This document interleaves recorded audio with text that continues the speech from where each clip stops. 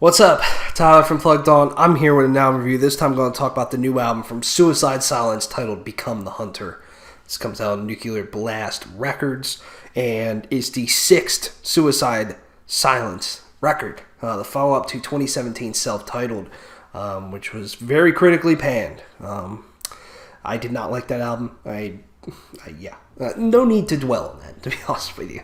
It's been ragged on enough, but I feel like Suicide Silence sort of went away, not only from that album. They did some tour and stuff, but they did that album. Then there was obviously some other things on the side with Eddie. But then they come back, give us Love Me to Death, which I reviewed, and I like that song. It wasn't bad. It becomes a little much at the end, kind of drags on, but I was like, okay, Suicide Silence coming back, bringing the heavy, and then they released some other tracks, and I'm like, oh shit, boy. This album is very, very much a direct reaction to their previous album, and to me this album is as good as it can possibly be, and overall I do like the album. This album really brings the heaviness. It just brings those kind of simplistic, chunky riffs that Suicide Silence is always known for. Just some really just gross stuff, and then Eddie just delivers some incredibly cool vocals at times, ear piercing, and then also just the way he can get just guttural has always been awesome his entire career, from All Shall Perish to this band. And this album to me is just very much kind of in the vein of You Can't Stop Me, but to me it just pulls no punches. It is constantly in your face for the most part. Starting off with the instrumental track Meltdown, which is pretty cool, but then it gets into Two Steps, which is one of the best songs on the album. Man, that song is so heavy. I love it. I love the just chunky guitar work with the riffs in there, and then just the really catchy vocals. And Eddie's high screams have always been some of the best out there in this genre, and sometimes it is a little too much at times. It's like, dude, are you okay? That's a lot of you're really pushing it. And you can tell he just really brought a great performance to this album, and Two Steps is one, but one of my favorite songs too on this album is Feel Alive. You want to talk about something that's bouncy and is catchy and just makes you just kind of grit your teeth of like, that is just fucking awesome. I love the chorus of this song. It is so fucking great for what this genre is. It just gets me every time I listen to it. I'm like, fuck yes, I love everything about this. And it's all in that guitar riff for the most part. That guitar riff, Suicide Silence, they, like I said, they have simple guitar riffs, but they're all about the heavy. And I've said before, like, heavy can only take you so far sometimes, but you gotta put everything together in the right way. And sometimes on this album, they just put it together in the best way, and Feel Alive is an example of that. Another example of that to me is In Hiding. That chorus is fucking punishing and is just absolutely chaos feeling.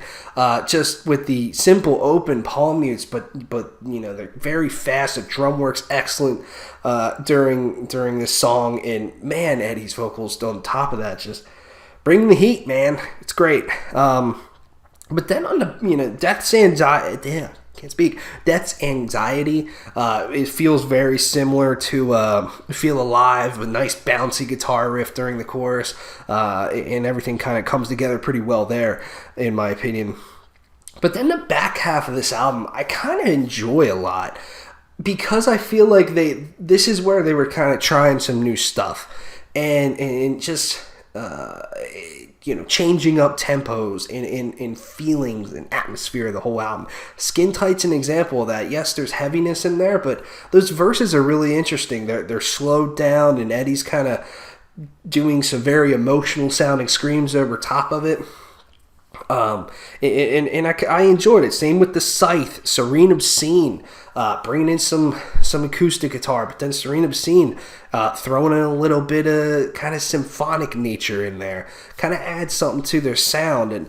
And I always say with their self-titled, it's not that they changed their sound. It's not that they added clean vocals. That's the problem. It was just the songwriting just was not great. And to me, the production too. It just did not click with the songs.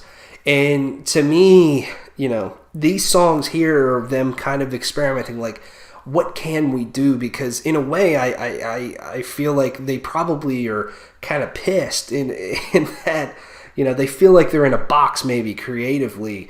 And they came back and just was like, let's do what we know how to do and really give something that our fans enjoy.